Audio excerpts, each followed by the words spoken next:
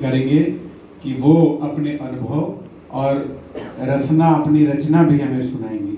Thank you.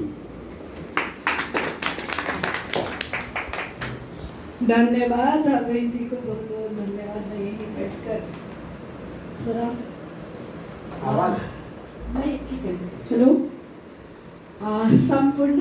संपूर्ण में मेरा नमस्कार है। मैं रचना यादव नेपाल से हूँ, लेकिन हमारा सब मिलता है। वहाँ पे तराई पहाड़ हिमाल है। तराई एरिया का लगभग बिहार और यूपी जैसा ही कल्चर सब मिलता है, भाषा संस्कृति सब हम मतलब एक जैसे है।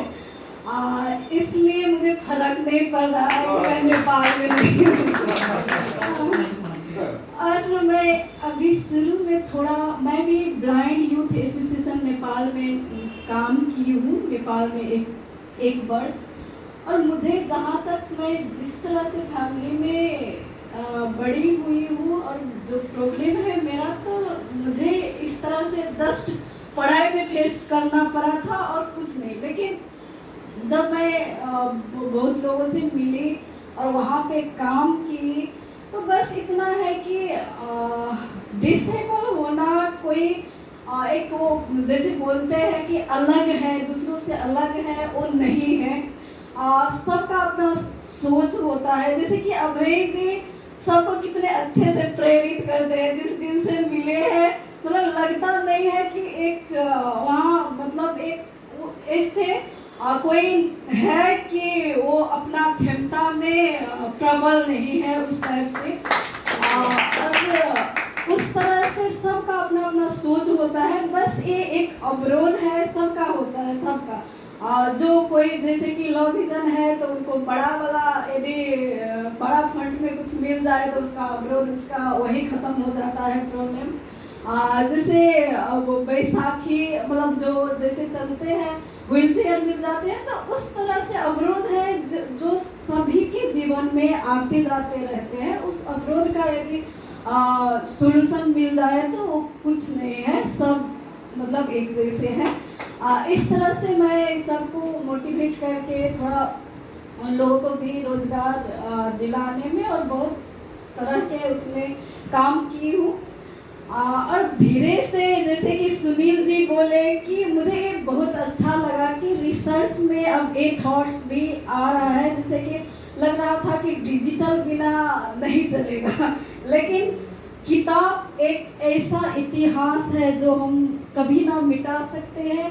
जैसे कि हम जिंदा रहते हैं किताब में, मुझे वो लगता है। अभी भी डेवलप कंट्री सब, जैसे कि डेनमार्क में भी लेटेस्ट वही सब शुरू किया है डिजिटल, लेकिन अब वही बोल रहे हैं कि नहीं, किताब पढ़ना पड़ेगा। बच्चों को ज़्यादा डिजिटल वे में नहीं, थोड़ा रोकना होगा। इससे ज़्यादा हार्म कर दिया उन लोगों के मतलब लाइफ स्टाइल में, उस टाइप से। और मुझे बहुत अच्छा लगा। और मैं थोड़ा कविता लिखती हूँ, तभी जो याद है मैं वो सुना देती हूँ। बिल्कुल ये है नेपाली में, लेकिन मैं इसको हिंदी में कन्वर्ट करती हूँ। इसका शीर्षक है मौका। और इसको सृजना मैं खुद रचना यादव की हूँ। जन्म दीजिए, मैं रचना एक असल बेटी बनूंगी। जन्म दीजिए, मैं रचना एक असल बेटी बनूंगी। पढ़ा दीजिए, मैं रचना एक असल विद्यार्थी बनूंगी। पढ़ा दीजिए, मैं रचना एक असल विद्यार्थी बनूंगी। असल ज्ञान दीजिए, मैं रचना एक असल नागरिक बनूंगी। असल ज्ञान दीजिए, मैं रचना एक असल नागरिक बनूंगी। प्रेरणा दीजिए, मैं रचना एक असल कवियत्री बनूंगी। प्रेरणा दीजिए, मैं रचना एक असल कवियत्री बनूंगी। मौका दीजिए, मैं रचना एक असल समाज सेवी बनूंगी, एक असल समाज सेवी बनूंगी। धन्यवाद।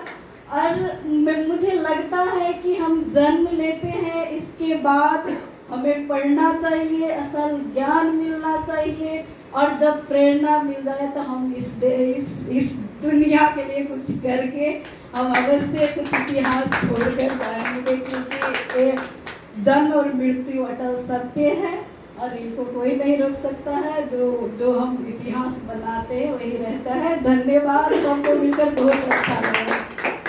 सर का प्रशंसा मैं भी कर दूंगी, क्योंकि मेरा गाइड तो डॉक्टर लालजी पाल सर है, लेकिन मैं जब सर से मिली तो मुझे ये लगता है कि इस यूनिवर्सिटी में अभी तक और डिपार्टमेंट में भी जो मेरा समस्या है उस समस्या को मतलब समझ कर थोड़ा गाइड कर देने वाले ताराकांत सर हैं। और वो मैं शुरू से अपने आप में मतलब ये महसूस कर रही हूँ, और मुझे पता है कि आगे भी सर का गाइड मुझे मिलेंगे। और धन्यवाद।